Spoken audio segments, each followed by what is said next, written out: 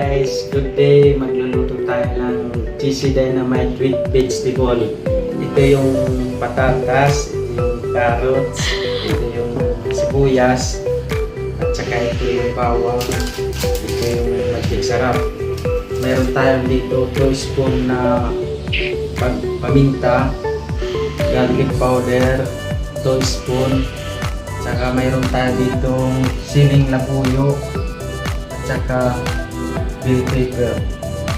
Saka lalagyan natin ng isang kutsarang asukal.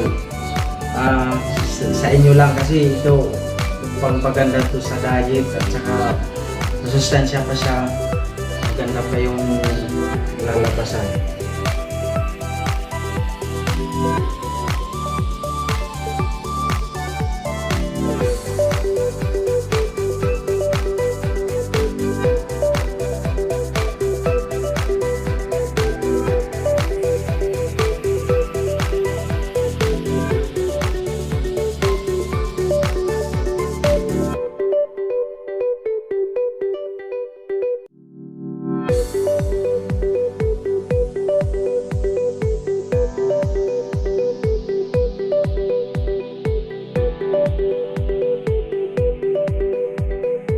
Isa na natin iluto muna yung sa lumpiang dynamite with vegetable. Hindi ko lang gagamitin yung mantika para hindi tayo masyadong mag-cholesterol kasi vegetable na nga. Importante lang magisa yung mga sangkap niya. Pagpabango lang to. Yung bawang. Ihalo-halo natin, anuhin natin na namoy talaga yung para yung lasa niya sulit. Sunod natin ilalagay yung sibuyas.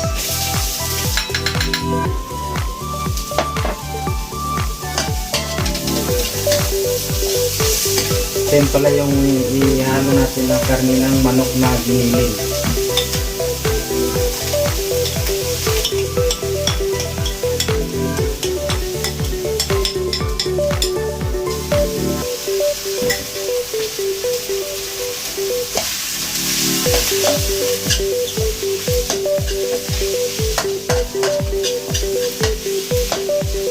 Ng pamintang durog 2 spoon, yung maliit lang.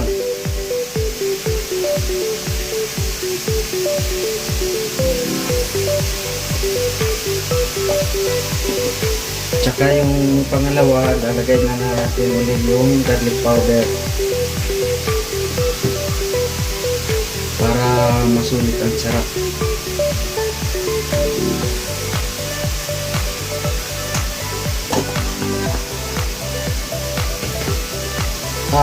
Lalagyan na natin ng asukal, kahit 1 kutsara lang kasi bawal ko sa mga diabetic.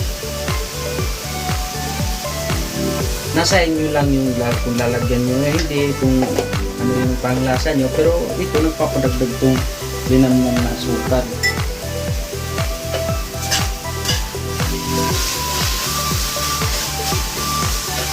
Ng magic sarap kasi kalahati lang yung ilalagay natin, mahirap kung ubusin natin kain ko sa katawan or para ko sa healthy. Kalahating magic sarap. Ang sunod, lalagyan natin ng kaunting toyo.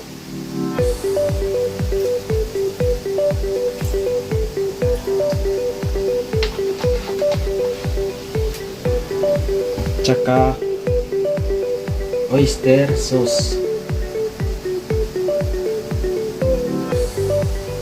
Yummy.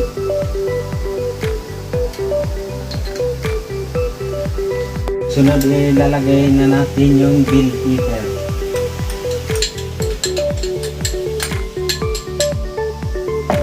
Sunod, yung carrots. Hiniwa-hiwa ko lang ito ng maliit kasi mas maganda siya, crunchy.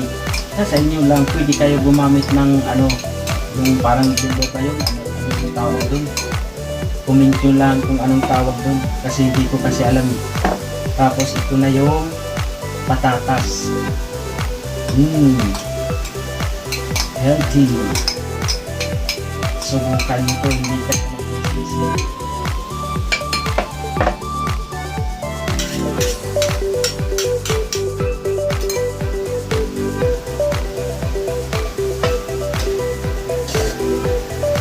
Ito ginisya ko muna kasi para pag inilagay natin sa siling na buyo, make sure luto siya.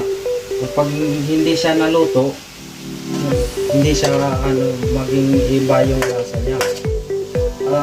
Siya nga pala, pasensya pala sa Tagalog ko kasi alam niyo naman mga taga-Alipi minsan mga nagkakamali sa Tagalog.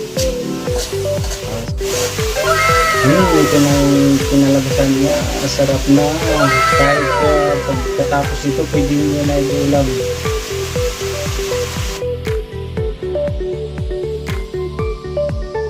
Hello guys, ilalagay na natin yung ano niya.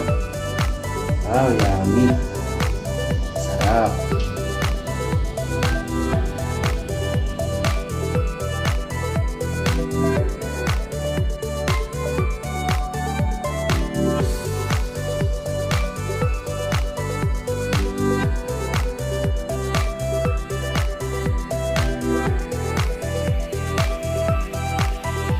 A few minutes later. Ito na, prepare na natin. Ito na yung kinalabasan niya. Guys, ito na ilalagay na natin yung yung lumpiang dynamite.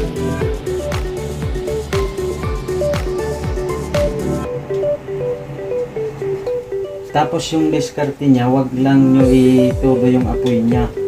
Kasi masusunog yung lumpia wrapper tapos hindi pa luto yung loob.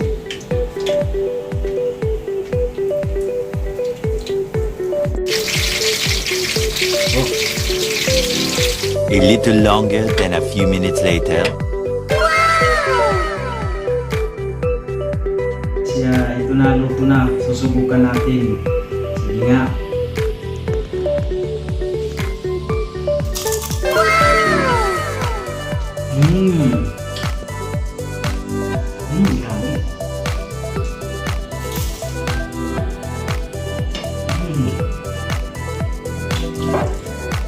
Maraming salamat po sa inyong lahat.